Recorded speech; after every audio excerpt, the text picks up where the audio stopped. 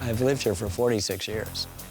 I mean, I moved up here because I thought becoming a documentary filmmaker, strike one, for PBS, strike two, in American history, strike three, I had just guaranteed a life of anonymity and poverty, and I needed to edit my first film without the cost and overhead of New York.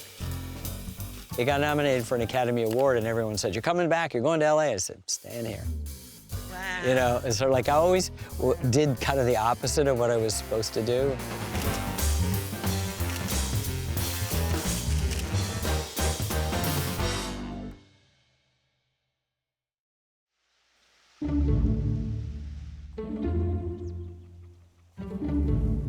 Let's talk about your new film, The American Revolution. For centuries, the Revolutionary War has been a political hot potato of sorts, and it's been co-opted from everyone from politicians to journalists to everyday Americans. You see Revolutionary War iconography at campaign rallies, you see it in political cartoons. The Gadsden flag flies at some political events. Who do you think gets to be the standard bearer of the legacy of the American Revolution? We are all the standard bearers of the legacy of the American Revolution, but that has to be based on the facts of it. I mean, I'm old enough to remember 1960s protests against the Vietnam War that had flags that said, "Don't tread on me," or "Join or die," which have been used more recently by more right-leaning groups. I realized taking on the revolution was taking on something that had become completely sentimentalized, that had been constantly used or misused as a cudgel against political enemies, when it's much more interesting and much more complicated, and can I say much more inspiring. We've traveled the country. I've been since January on the road, almost constantly as we had locked the film. The one and the only Mr. Ken Burke. People are really hungry to understand what really happened in the Revolution. It isn't enough to say Lexington and Concord and then Washington crossing the Delaware. He's not standing up in the boat. It's at night. Nobody stands up in a boat at night with an ice-filled river in the middle of a storm. A lot of this stuff has its own sort of iconography and sort of romanticism attached to it. I want to know what really happened. And so you'll get to know 20, 25 battles. You'll get to know lots of social movements that are taking place. You'll understand the role of women. You'll understand the role of enslaved and free black people and the native people at the edges, as well as those great founders. And nothing takes away from anybody. Those big ideas become even bigger when you realize what actually took place. This is not council. It's not woke. It's just a good story. What is your take on the political climate of today? Well, you know, people wring their hands, sort of like Chicken Little, the sky is falling. And, you know, it does feel like existentially difficult. But Americans have always been divided. Please watch my film on the American Revolution. You will see that Americans are really invited. Please watch my film on the Civil War. Americans are super really incorrect. 750,000 people died. Look at my film, Prohibition, the Depression, World War II. The 60s, we made a film on the Vietnam War. Americans are really divided. The problem is that no other period has had the proliferation of information sources. And I put information in quotes because people don't base things on facts anymore. You can have an event happen and they will tell you it didn't happen. And I think the rest of us have to go, no, in fact, it did happen. Convince your government, as Lincoln knew, that the real threat always and still comes from within this favored land. Governments always forget that. As someone who has spent their career documenting American history, how do you view current efforts to revise or reinterpret American history? This notion that you can reduce history to one person's set of political viewpoints is very narrow and very, very dangerous because it doesn't allow you to tell a complete story. The Naval Academy has edited out from its library books by Toni Morrison and Maya Angelou, and a biography of Jackie Robinson. Remaining, though, is Hitler's Mein Kampf, 2 copies. There's an incredibly poignant, I've used it in a few films, portrait of an enslaved man named Gordon from Louisiana. His back is completely scarred. It's a real reality of slavery. That's been taken down out of government websites at various national parks, places, and other places where it appears. That's where you say, we're a free people. This is what the revolution was about. We don't want a top-down version of what's convenient. Do you fear being censored? No, not yet. I mean, we really engage lots of scholars. We hear different perspectives, but we want to make sure we get the facts right. So I don't fear censorship. I think we'll continue to make the films that we're going to make and hope that most Americans feel like this is a good story. A shot rings out. No one knows where the shot came from. That leads to promiscuous shooting, mostly by the British. It's not a battle, it's not a skirmish, it's a massacre.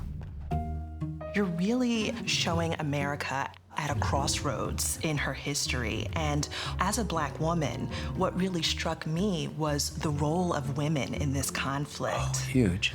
Phyllis Wheatley, who is an enslaved Black teenager, who is a poetess.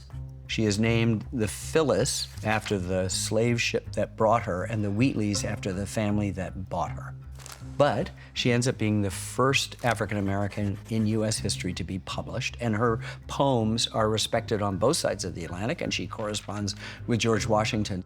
Women are central to this story. Women kept the resistance alive. Children are a huge part of this. I mean, by the end of the war, the Continental Army is made up of teenagers and ne'er-do-wells and second and third sons. What I want, if anything, is for this film to put the us back in the U.S., and you can't do that if you're only telling one version of the story. I have inside the house this old New Yorker cartoon, and it shows 3 guys standing in hell, the flames licking up around them, and one guy says to the other 2, apparently my over 200 screen credits didn't mean a damn thing. And they don't, you know? In many ways, you are the king of long-form journalism. And we're in an era where many people are consuming short-form content on their phone. How does that impact the work that you're doing? You know, it's so funny because when I finished the Civil War series, which came out in 1990, the press was sort of sheepish at the press tour in LA, and they'd say, God, it's really good, but no one's gonna watch it because everybody's addicted to these MTV music videos that last 2.5 minutes. No one has the attention span anymore. And they said that about not only the Civil War, but the long-form baseball series, jazz, World War II called The War, the national parks. And by then, it had migrated to, oh, it's YouTube, and there's kittens playing with balls of yarn. You can't possibly compete with that. When this is broadcast, the American Revolution, we've been working on for 9 years and 11 months. Wow. And that's not uncommon. Our national parks was that long. Our World War II was almost that long. The Vietnam took 10.5 years, even longer. To get it right, you have to spend that amount of time. And what better place to be based than here, where you're in the presence of nature, which the perfection of nature reminds you of your own insignificance. Tell me, Ken, about this orchard. I see some apples here. Yeah, so we have mostly apples, mostly Macintoshes and Macoons, and many of them are clippings from Thomas Jefferson's trees. When I was down in Monticello, he has a beautiful building called the Garden Pavilion, sitting at the edge of his vegetable garden. And he said the greatest thing you can do in a country is to add a plant to its horticulture. I love this Garden Pavilion. It had one Windsor chair in it and a little desk. And he would go out there and keep the records of how this crop did or how that crop did or didn't do. It's got this beautiful design. This is exactly to the millimeter the way it is. The only thing is that there are no doors. There are 4 triple hung Palladian windows. Palladian is that arch, sort of a Renaissance feature. Groundhogs have burrowed under it, but you know, It's my Jefferson pavilion. It's sort of folly, I guess, you know? There's no power there, there's no light, so it's a place to just get away. This is my connection. It's almost like a portal. I remember the first time I went in, I thought, gee, maybe I'll come out and I'll be in Monticello. You know, it'll be some little portal to Virginia. Thomas Jefferson's legacy feels like it's very much in flux. Having previously chronicled his life, how has your view of him changed, or has it not changed in undertaking this film? My view has not changed, but I can tell you that human nature remains the same. And so after the Revolution, Jefferson was kind of lost. The focus was on the Constitution. Washington was the hero. There were a lot of people who were making him into be this god. And let's just remember, this is a complicated person in American history. He distilled a century of Enlightenment thinking into the most remarkable sentence in the English language besides "I love you." This is about the growth of human beings, and he gave us the words vague enough that is expanded. It made us in pursuit of happiness. Happiness is never going to be perfectly achieved. There's a wonderful moment in our film when the historian Annette Gordon-Reed says, when we point out that Jefferson's revolutionary ideas in the Declaration are ones that he himself can't hold to because he owns hundreds of human beings. And Annette comes on and just basically says slavery is foundational to his life. It begins and ends it, and he knew it was wrong. And she comes on camera and says, so how could you do something that's wrong and know it? She goes, well, that's the question for all of us. So we live in a cancel culture. We're looking, give me an excuse to cancel Jefferson. She's not letting Jefferson off the hook. He is still firmly on that hook, but she's putting the rest of us on the hook. Tell me about Newsweek apparently having a little bit to do with the early part of the arc of your career. Yes, indeed it did. Do you remember citing Newsweek for helping you make the decision to come to Hampshire College?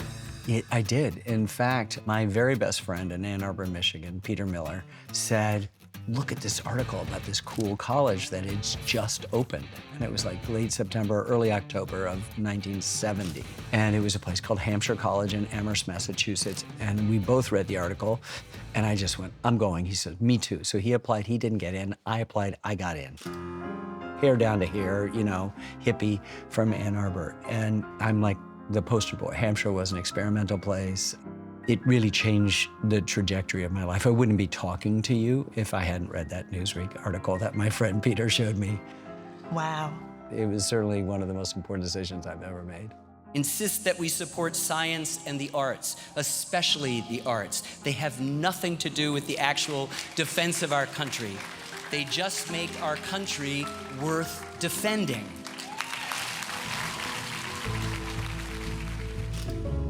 I've made films for more than 50 years about the US, but I've also made films about us. It's a beautiful space to occupy. It's complicated.